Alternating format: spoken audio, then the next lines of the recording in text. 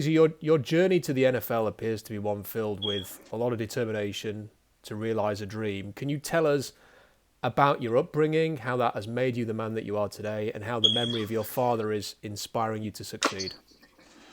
Yeah. I mean, I had a different upbringing than I have a different story than you'll hear from most people. Um, it wasn't easy growing up. There was a lot of different things I had to overcome. The most popular thing everybody knows about is me losing my father. But I mean, aside from that, I went through different things growing up.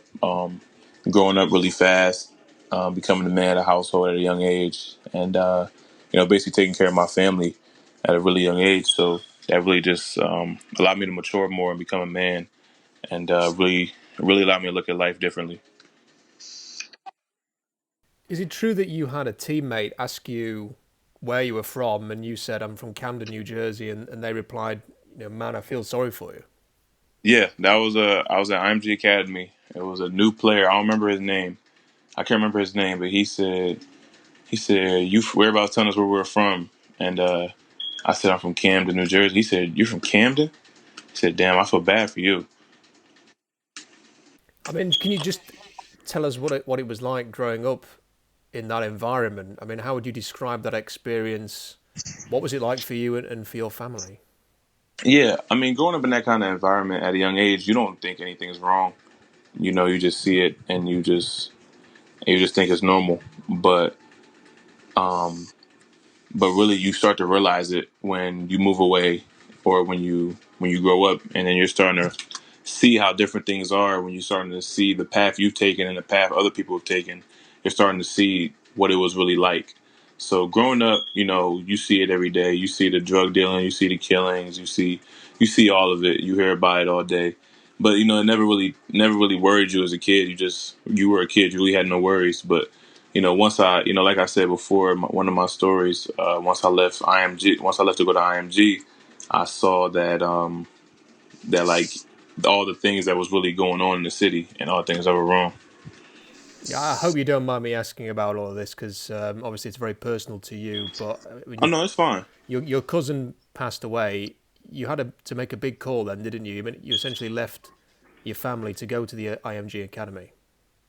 Yeah, it just so happened to happen like that. I didn't leave because of that. It just so happened to just happen in that order. Um, then once that happened, couple months later, it might have been I don't remember exactly when, but it was a good amount of time after that. Shortly after that, I got the opportunity to come in IMG. So What do you think that your dad would say if he could see you now? You're 3 weeks away from being a first round pick in the NFL draft. How do you think he would respond to that? I think my dad would be ecstatic. He'd probably be in awe. Um, he'd probably be overwhelmed with joy. Um, just just growing up, things I remember from my father was just how excited he would get about different things, and just how much love he showed to every situation. So I can only imagine how my dad would feel right now. When did football become a part of your life? How old were you when you started playing, and why did you take to the game? Yeah, I started playing football at 10 years old. Um, I started playing it because after that tragedy happened when I was 8, my mom saw a change in my moods and saw a change in she just saw that I wasn't really doing much. So she tried to do what moms do and try to help. And she asked if I wanted to play football. And then after the first day I played football, I just fell in love with it. And football has become, you know, I would say like therapeutic for me. Really, it became therapeutic for me at a young age, and then I just fell in love with it. You obviously played for Michigan, a top school. How much do you think you benefited from playing there, and for a coach in Jim Harbaugh, who's had a lot of success in the NFL as well? Yeah, I benefited a lot from playing in a top program like that, especially under Coach Harbaugh. Um, he brings in so much NFL experience, so much pro experience that we're not. A lot of former players tell us that when you get to the NFL, you're not really going to have a lot of surprises. So we've been able to just to see how different things work and just how things are supposed to be ran.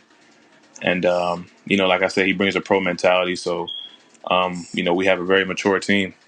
So just benefiting from that, and just being able to be exposed to all the the concepts and different things like that really helped me a lot. Now, whenever I watch any interviews with any Michigan players or any of their coaches and they talk about you, they say that you were a leader on the team, that you were a player that the rest of the guys really responded to, enjoyed your company. How did you fit in? How did you develop into that kind of a leader? Is it a natural thing for you? Is it something that you worked on? How would you describe that? Yeah, it's just natural for me. It's not really something I try. It's just the type of person I am. I'm just a natural leader.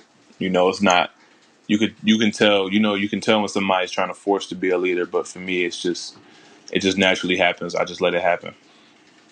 Now, Michigan didn't perhaps have the start that you'd have hoped for in 2019, especially with the way the Wisconsin game went. You started 2-1, but after that, though, something just seemed to click. And when I watched the games back, I thought yourself and Ben Bredesen almost led the way there. You started taking the game to opponents. Did you take it upon yourself and as an offensive line to really sort of lead this thing and ramp things up and get the season going? Yeah, definitely did. Just definitely thought it'd be important to it's time to start taking things more serious, and just understanding what we can really do. Just going out there and understanding my leadership role, and understanding what I've learned from other people. Just try to implement that every day and bring that energy to practice and into the games.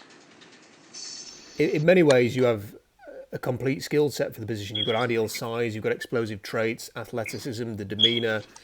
What kind of feedback have you had from teams, and how would you describe your style of play as a centre? Yeah, I've got a lot of positive feedback from teams.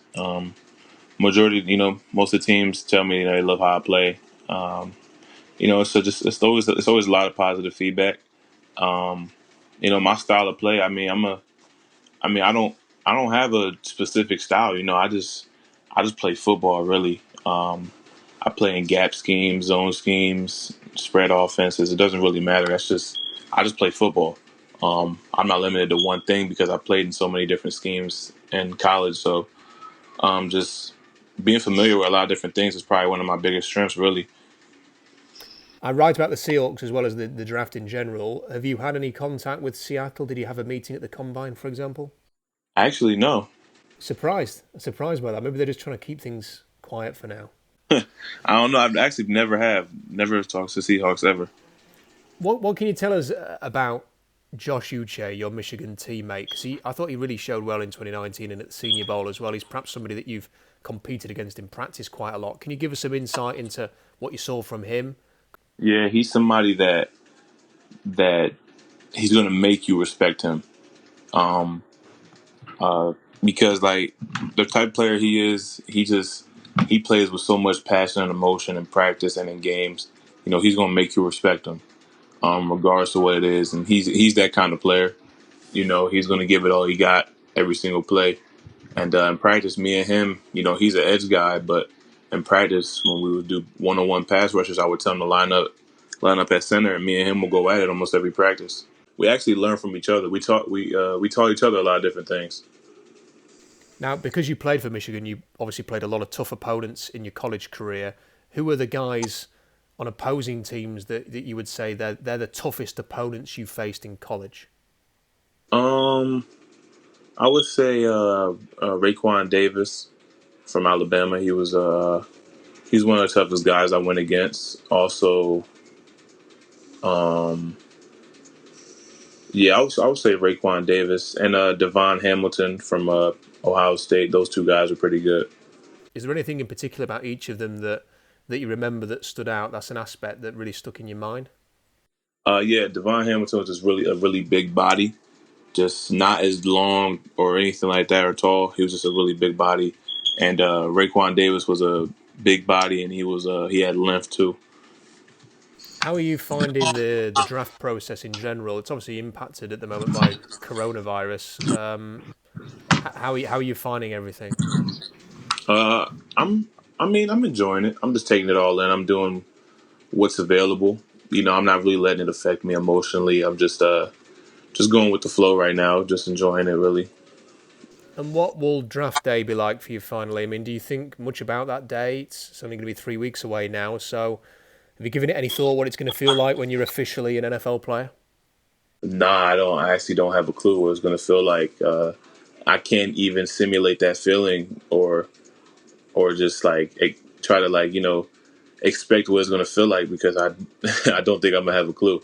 That's definitely going to be a dream come true. I can only imagine it's going to be an emotional day, but yeah, I just know it's going to be like a dream come true.